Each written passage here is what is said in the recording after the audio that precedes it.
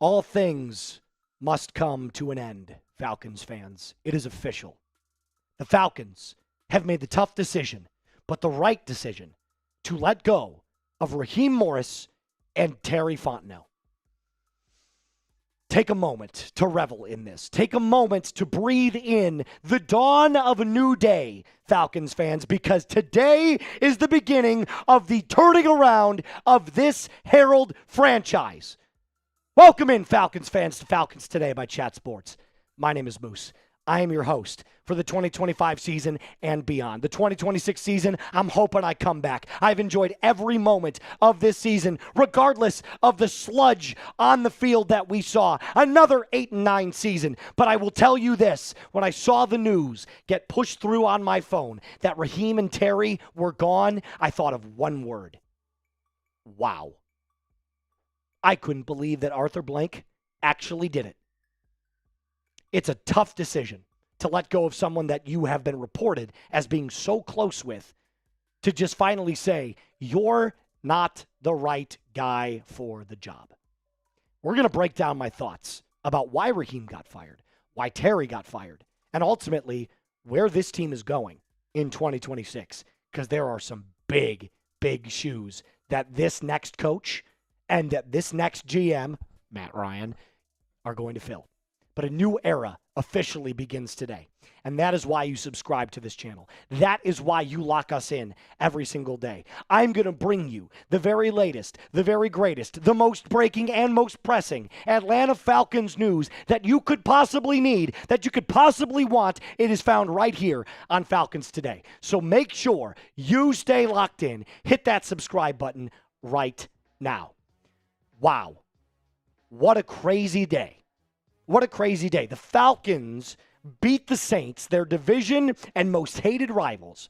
Raheem Morris wins his last 4 games in a row. And yet, despite all of that, it was never good enough to save his job.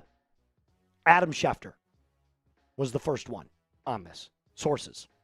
Raheem Morris is out as the Atlanta Falcons head coach. And when Schefter tweets it, when Schefter posts it, you know it's true. And I look at Raheem Morris's time as the Atlanta Falcons head coach, and I say to myself, you were in over your head. Look, Raheem might be fine on Sean McVay's staff.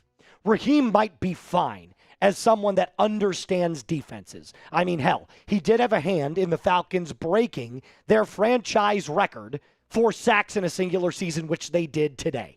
57 is now the new record. But when it came to game management, when it came to closing out games, when it came to press conference skills, when it came to leading men, when it came to personnel decisions, Raheem failed. And you know that. And I know that. Producer Searle knows that. Your mother, my mother knows that. It wasn't good enough. And that's the bottom line.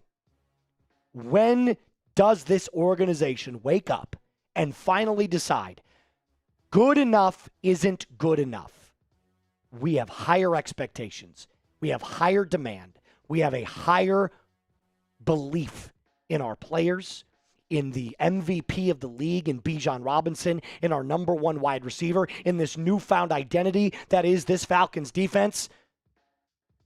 This team needs a true leader, a true head coach, someone that can rally these troops, someone that can lead these group of 53 individuals like Ben Johnson does to the Chicago Bears and take them back to the playoffs, which they haven't done in 8 straight years. Jordan Schultz then, 5 minutes after Raheem goes. Terry Fontenot out as well. Under his guidance, Atlanta went 36-48 with no winning seasons and no playoff appearances. Now, I'm going to get a little sentimental on you here real quick. There's a lot of fans that are in the chat right now that have messaged me personally, that have sent me messages on Instagram. They've super chatted. They've expressed their opinions, and I'm glad they did, that they believe that he got the short end of the stick. He got a raw deal. But I will tell you this. When you are dealt a shitty hand, when the cards and the odds are stacked against you, how do you find a way to be successful?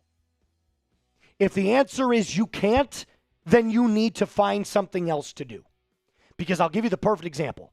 If you told Moose that he had to come in and take over Falcons today, a channel with 9,000 subscribers that had no fan base, that didn't care, and at the end of the season, or at the end of 3 seasons, Moose had only taken it from 9,000 subscribers to 13,000 subscribers after 3 years, they would say, you're clearly not good enough to take this where we thought you would take it. Does that mean that it's all my fault? No. But does it mean that I need to find something else or reapply myself or find a different role? Yes. And that's what happened to Terry Fontenot. Yes, he had a great draft. Yes, he nailed it on Jalen Walker and trading back up into the first round to get James Pierce Jr. And Xavier Watts looks like he's going to be the best safety in the league. Yes, there's a lot of good here, but he also hired Raheem Morris, who hired Zach Robinson, who hired Marquise Williams. It was organization malpractice. It wasn't up to the standard that Arthur Blank wants. Period. And you need to know that, because as much as we can sit here and complain about what, who, and where, and why, and which player, which guy got the raw end and the short end of the stick, at the end of the day, Arthur Blank is making a decision. He is putting the fans first. He is putting this team first. He is putting the talent first, because he knows it's too good to end up at another season of 8-9. It is absolutely insane when you think about it. It is absolutely incredulous to believe that a guy who just knocked it out of the park with the draft in 2025 could be gone the very next season. But this team didn't play on paper. It played on the field. And you blew leads and losses to the Jets and to the Dolphins and to the Colts and to the Patriots and to the Buccaneers week 1. You lost too many games. It wasn't good enough. So you're probably wondering, well, what does that mean for the GM spot? What does that mean for the head coach? The head coach, I'm going to be completely honest with you, I have no flipping idea. No freaking clue. I do, however, have some insight as to who I believe the next GM is. This was Jay Glazer earlier today. Take a look at the date, January 4th, 2026, 10:23 a.m. Matt Ryan in talks to move into high-profile front office position with the Atlanta Falcons.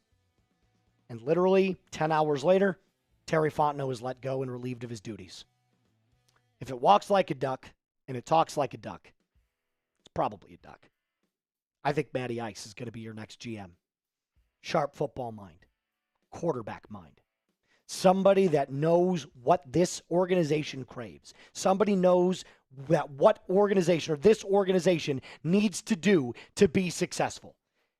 Being eyed for the GM role means that Arthur Blank sees something in the cognitive ability of Matt Ryan to get the job done. And I'm going to trust that based off of what I've seen in the quarterback play that I saw from him, that he is going to make a very, very good general manager.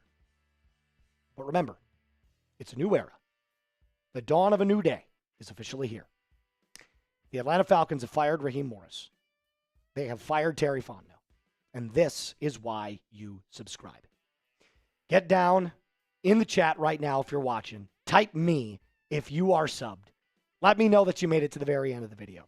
Falcons fans, a new off-season of content is coming straight to you starting tomorrow. Rise up, and as always, be cool.